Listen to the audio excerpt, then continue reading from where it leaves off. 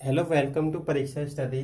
आज मैं आपको इंग्लिश ग्रामर का लेक्चर नंबर 6 कराने जा रहा हूँ, जिसमें मैं आपको आज रिलेटिव प्रोनाउन के बारे में बताऊंगा कि रिलेटिव प्रोनाउन क्या होता है, कौन कौन से वर्ड हमारे रिलेटिव प्रोनाउन होते हैं। तो उन वर्ड को जानने से पहले हमें पहले रिलेटिव प्रोनाउन की डेफिनेशन को पता होना चाहिए, उसके बारे में पता होना चाहिए कि आखिर रिलेटिव प्रोनाउन होता क्या है। तो it is a word which relate to the noun और प्रोनाउन। ये एक ऐसा वर्ड है जो क्या करता है, नाउन और प्रोनाउन को रिलेट करता है बिफोर यूज्ड इट, जो क्या है इससे पहले जो यूज हो चुका है उसको रिलेट करता है। या फिर हम ये कह सकते हैं कि ये क्या करता है, ये रिलेशन शो करता है। किसके रिलेशन को शो करता है? ये रिलेशन को शो करता है किसके? जैसे कोई भी दो क्लोज हैं, उनके बीच के रिलेशन को अगर हमें शो करना हो तो उसके लिए हम क्या करते हैं, रिलेटिव प्रोनाउन का यूज करते हैं। तो जो नाउन और प्रोनाउन, इसको इसको एक टर्म और है, इसका हम एक टर्म के नाम से और जानते हैं, जो हमारा क्या है, एंटीसीडेंट। इसको मैं रफ कर देता हूँ।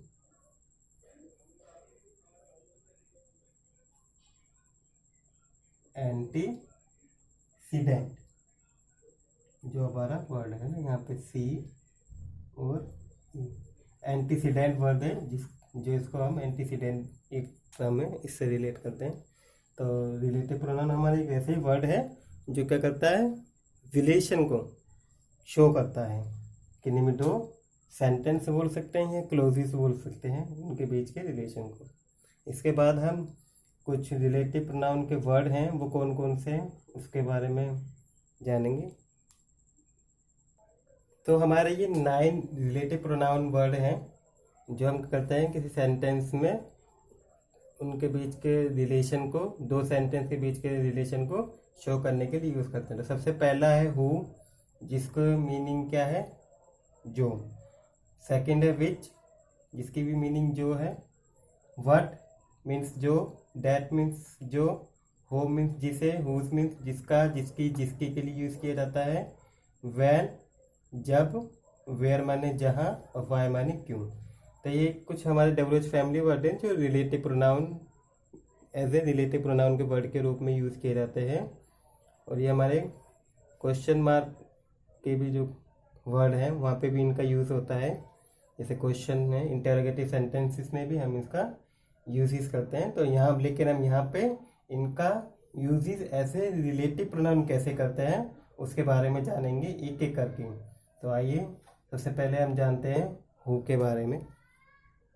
तो सबसे पहले हमारा है हु का हम यूज़ कब करते हैं? इसका यूज़ हम लिविंग थिंग, इसको मैं लिख लेता हूँ यहाँ पे, it is used for living thing.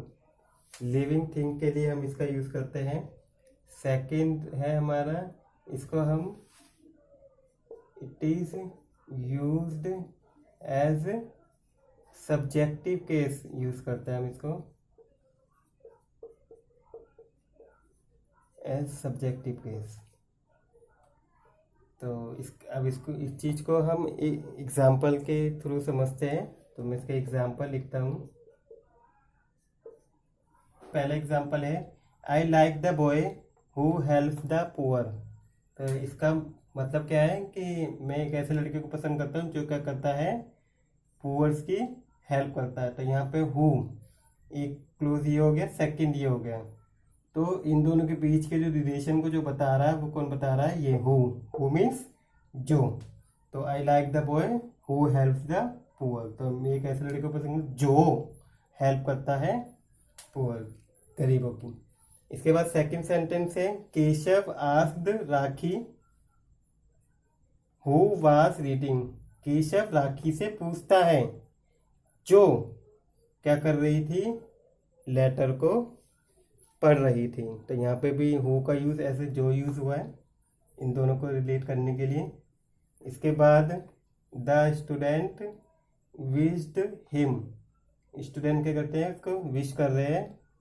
Who, यहाँ पे भी क्या आ गया, who we think was a mathematics, जो हमें लगता है कि वो क्या है, मैथमेटिशियन है। तो यहाँ पे भी हु। अब इन 3 सेंटेंस में आपको कुछ फर्क होगा, तो मैं उसके बारे में बताता हूँ कि क्या डिफरेंस है, मतलब कैसे हम पता करेंगे कि हमें यहाँ पे हु का यूज़ करना है। तो आप इसके लिए मैं एक ट्रिक लिखता हूँ यहाँ पे। जैसे हमें यहाँ पे है नाउन,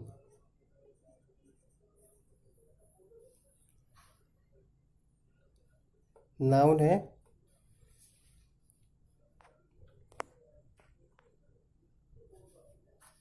इसके बाद हु, और इसके बाद मैंने लिखा हेल्पिंग वर्ब या फिर मेन वर्ब, मैंने लिख दिया है ना, हेल्पिंग वर्ब या मेन वर्ब। इसका मतलब क्या है, इस ट्रिक का मतलब क्या है कि हमें ये पता करना है कि हो लगेगा या इस सेंटेंस में कुछ हो लगेगा।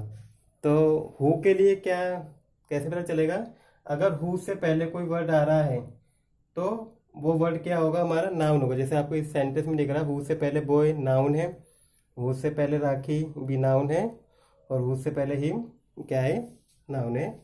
इसके बाद हु के बाद क्या होगा, हमेशा क्या आएगा, हेल्पिंग वर्ब या मेन वर्ब आएगी। जैसे यहाँ पे हु के बाद क्या है, मेन वर्ब, और यहाँ पे हु के बाद हेल्पिंग वर्ब, और यहाँ पे हु के बाद ये सब्जेक्ट है, लेकिन इसका कोई मीन नहीं निकलता। हमारा जो मीनिंग है वो इसका है। जैसे the students wished him who we think was a mathematician. तो स्टूडेंट्स जिनकी इच्छा थी कि जो क्या हो, एक मैथमेटिशियन था।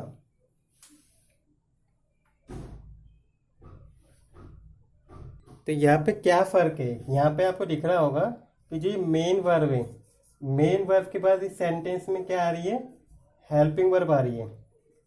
मेन वर्ब के बाद क्या आ रही है, हेल्पिंग वर्ब। तो यहाँ पे ऐसा कोई सेंटेंस है ही नहीं, बनता ही नहीं जिसमें मेन वर्ब के बाद हेल्पिंग वर्ब आती हो। इसीलिए यहाँ पे जो मेन हेल्पिंग वर्ब वो मानी जाएगी। तो इसलिए यहाँ पे क्या यूज़ किया जाएगा, हैव। तो इसकी ये पहचान है कि जो हमारा सेंटेंस है, सेकंड जो क्लोज है वो यहाँ से शुरू है, फर्स्ट वाला यहाँ तक है। तो इन दोनों के बीच के रिलेशन को ये कौन बताएगा, हु बताएगा। बहुत से लोग यहाँ पे इसकी जगह पे क्या फिल कर देते हैं, whom, fill in the blanks में, जो हमारा क्या होगा, रॉन्ग आंसर होता है। यहाँ पे हम हु का यूज़ करेंगे, क्योंकि किसी भी मेन वर्ब के बाद हेल्पिंग वर्ब हमारा किसी भी सेंटेंस में यूज़ नहीं होता है। तो इसलिए मैंने ये ट्रिक बताई है आपको याद रहने के लिए कि हु से पहले हमेशा क्या आएगा, नाउन वर्ब आएगा, और हु के बाद क्या होगा, हमेशा हेल्पिंग वर्ब या मेन वर्ब होगी। इसके बाद हम नेक्स्ट रिलेटिव प्रोनाउन होम के बारे में जानेंगे। तो नेक्स्ट रिलेटिव प्रोनाउन हमारा होम है, जिसकी मीनिंग क्या होती है, जिसे।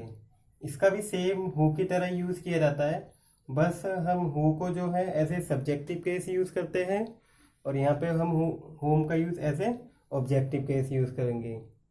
तो हो वाले सेंटेंसेस में क्या होता है, उसमें हमारा जो सब्जेक्ट होता है वो हमारा नहीं होता है, उसमें सब्जेक्ट नहीं होता है। तो उस सब्जेक्ट को जब नहीं मिलता है तो हम वहाँ पे क्या है, हु वर्ड का यूज़ करते हैं। इसके बाद लेकिन होम का ऐसे कैसे यूज़ करते हैं, तो इसमें एक एग्जांपल है, Tarun welcome the old man home everyone found to be professor. मतलब जो तरुण है एक ओल्ड मैन का वेलकम करता है, जिसे हम हमेशा क्या पाते हैं, as a to be professor पाते हैं। तो यहाँ पे होम का यूज़ किस लिए किया गया, जिसे के लिए यूज़ किया गया, जो इन दोनों बात को एक दूसरे के साथ क्या कर रहा है, रिलेट कर रहा है। और दूसरा हम इसको लिविंग थिंग के लिए भी, इसका भी हम लिविंग थिंग के लिए करते हैं। बस दोनों में फ़र्क इतना ही है कि हम इस हु को as a subjective case use करते हैं और होम को एज ए ऑब्जेक्टिव केस। इसमें एक बात और है, इसमें भी हमें पहचानने की, हम कैसे पहचानेंगे कि हमें होम लगाना है, होम लगाना है। तो हमेशा होम के बाद कोई अदर सब्जेक्ट होगा और हु से पहले हमेशा क्या होगा, हमारी कोई नाउन होगी हमेशा। जैसे सेंटेंस में देख रहे हैं, होम के पहले क्या है, हमारी नाउन है, और होम के बाद क्या हमारा दूसरे क्लॉज का सब्जेक्ट है। ये हमारा सेकंड टाइप का है होम। इसके बाद अब नेक्स्ट है हमारा तीसरा नंबर का रिलेटिव प्रोनाउन, जिसकी मीनिंग क्या होती है, जिसका, जिसकी, जिसके। इसका भी यूज़ हम लिविंग थिंग के लिए ही करते हैं, और इसमें बस डिफरेंस ही है कि ये हमें हमारे पॉजिटिव केस में यूज़ होता है। जैसे कि एग्जांपल है, this is the boy whose parents have died. तो ये लड़का है जिसके, जिसके। तो यहाँ पे जो ये वर्ड है, इसने क्या करा, दो बातों को रिलेट किया, पेरेंट्स है डाइड। तो इस तरीके से हम उसका यूज़ करते हैं। इसके बाद नेक्स्ट है हमारा 4 नंबर का रिलेटिव प्रोनाउन। इसके बाद हमारा 4th नंबर का है विच, जिसकी मीनिंग होती है जो। इसका जो यूज़ है, हम इसका नॉन लिविंग थिंग के लिए हम इसका यूज़ करते हैं, या फिर हम किसी एनिमल के लिए हम इसका यूज़ करते हैं। जैसे इसका एग्जाम्पल है, the book which I purchased yesterday. तो बुक क्या है, एक नॉन लिविंग थिंग है, जिसके लिए हमने क्या यूज़ करा, विच का यूज़ करा, जो मैंने परचेज की थी कल, जो क्या एकदम बिल्कुल यूजलेस है। इसके बाद सेकेंड एनिमल है डॉग। तो the dog which was caught by municipality has died.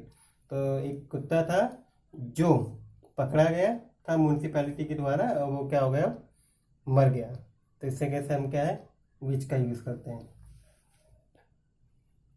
इसके बाद हमारा डैट है, जिसकी मीनिंग क्या होती है जो। इसको जो हम यूज़ करते हैं, इसको लिविंग और नॉन लिविंग दोनों के साथ यूज़ करते हैं। तो जैसे एग्जांपल क्या है इसका, I have lost the book. Book क्या है, हमारी नॉन लिविंग थिंग है, जो आ गया, क्या दी थी, जो तुमने मुझे दी। तो I have lost the book that you give me. तो यहाँ पे डैट का यूज़ ऐसे कैसे किया जा रहा है, जो। इसके बाद व्हाट है, जिसकी मीनिंग क्या है, जो के लिए कैसे यूज़ करते हैं इसको भी हम रिलेटिव प्रोनाउन। तो जैसे हमें कोई भी थॉट्स बताने हो, तो तब हम क्या करते हैं, इसका यूज़ करते हैं। जैसे एग्जांपल के लिए मैंने लिखा, I know what you want. तो यहाँ इस सेंटेंस में क्या है, मैं जानता हूँ जो तुम चाहते हो, फ्रॉम, लिख देता हूँ, फ्रॉम मी।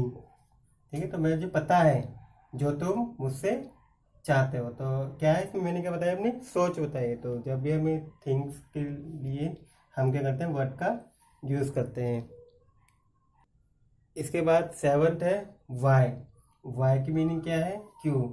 इसको भी हम करते हैं ऐसे, रिलेटिव प्रोनाउन कैसे यूज़ करते हैं। तो जब भी हमें किसी भी सेंटेंस में कोई रीज़न बताना हो, तो हम क्या करते हैं, वाई का यूज़ करते हैं। जैसे कि एग्जांपल के लिए, I know why you are so late. तो इसमें हमने रीजन पता है कि आई नो, मैं जानता हूँ कि तुम क्यों लेट हो गए हो। तो इस तरीके से हम क्या वाई का यूज़ करते हैं सेंटेंस में।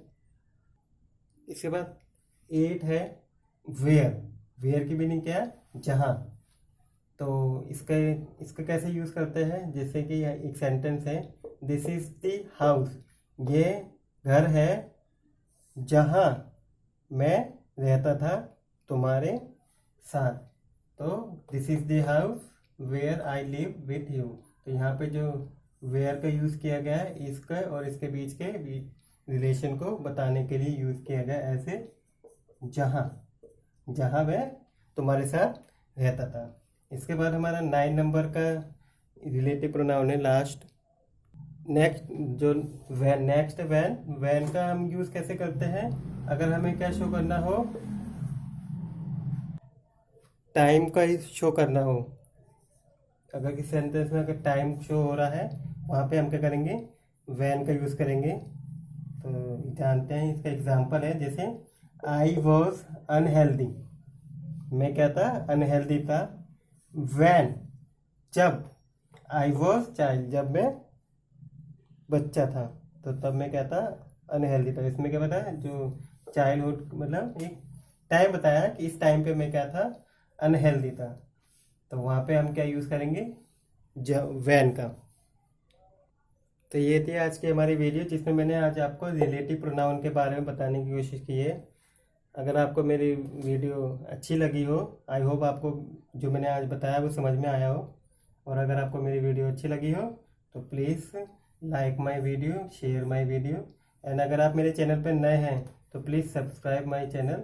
और अगर आज मैंने जो भी बताया, अगर उस चीज़ में, किसी भी चीज़ में आपको कोई डाउट हो तो आप मुझसे कमेंट बॉक्स में भी पूछ सकते हैं। Thank you for watching my video.